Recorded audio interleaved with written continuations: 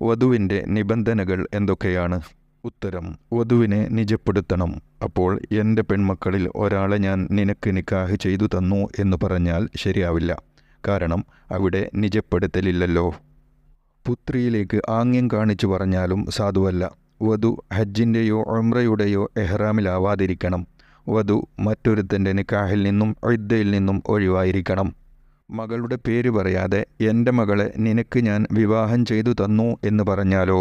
ഉത്തരം: അദ്ദേഹത്തിന് ഒരു മകൾ മാത്രമാണുള്ളതെങ്കിൽ സാധുവാകും, അല്ലെങ്കിൽ സ്വഹീഹാവില്ല.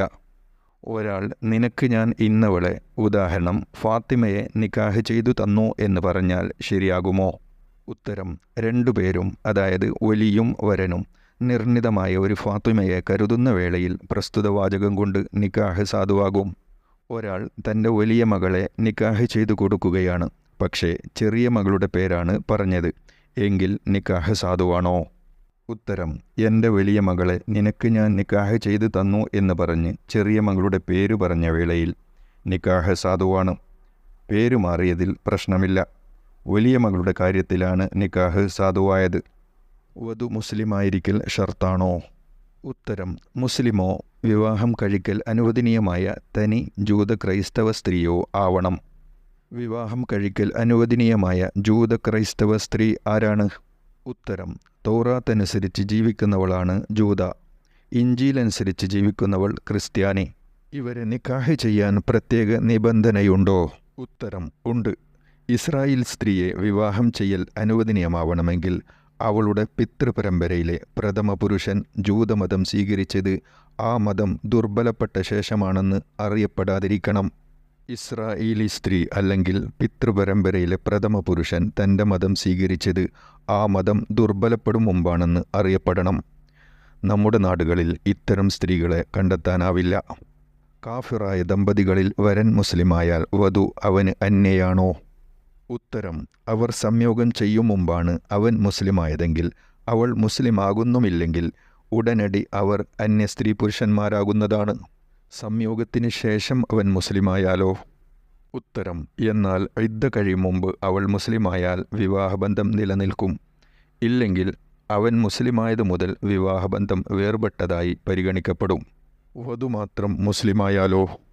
ഉത്തരം: അവർ തമ്മിൽ സംയോഗം നടന്നിട്ടുണ്ടെങ്കിൽ അവളുടെ ഇദ്ദ കഴിയുന്നതിന് മുമ്പ് അവർ മുസ്ലിമായാൽ നിക്കാഹിന് ഭംഗം തട്ടില്ല. സംയോഗം ഉണ്ടായിട്ടില്ലെങ്കിൽ അവൾ മുസ്ലിമായ ഉടനെ വിവാഹബന്ധം വേർപ്പെടുന്നതാണ്. അവളുടെ ഇദ്ദയുടെ കാലത്ത് അവൻ മുസ്ലിമായിട്ടില്ലെങ്കിൽ അവൾ മുസ്ലിമായത് മുതൽ വിവാഹബന്ധം വേർപ്പെടുന്നതാണ്. രണ്ടുപേരും ഒരുമിച്ച് മുസ്ലിമായാലോ? ഉത്തരം: എങ്കിൽ സംയോഗത്തിന് മുമ്പാണെങ്കിലും പിമ്പാണെങ്കിലും നിക്കാഹ് ബന്ധം നിലനിൽക്കുന്നതാണ്. മുസ്ലിമായ ശേഷം നിക്കാഹ് നടത്തേണ്ടതുണ്ടോ? ഉത്തരം: വേണ്ട.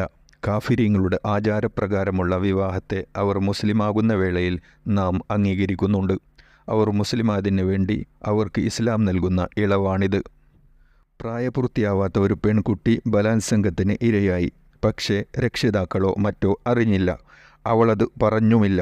ശേഷം അവളുടെ സമ്മതമില്ലാതെ ഉപ്പ അവളെ നിക്കാഹ് നടത്തി. ഈ നിക്കാഹ് സാധുവാണോ? ഉത്തരം: അതെ, സാധുവാണ്. അവൾ കന്യകയാണെന്ന ധാരണയോടെയാണ് പിതാവ് സമ്മതം ചോദിക്കാതെ നിക്കാഹ് നടത്തിയത്. ഇനി അവൾ അകന്യകയാണെന്ന് പറഞ്ഞാലും നടന്ന നിക്കാഹ് അസാധുവാക്കപ്പെടുകയില്ല. വിവാഹിതരായ രണ്ട് അമുസ്ലിങ്ങൾ മുസ്ലിമായാൽ അവർ ഭാര്യ ഭർത്താക്കന്മാരാണല്ലോ, നിക്കാഹ് പുതുക്കേണ്ടതില്ലല്ലോ.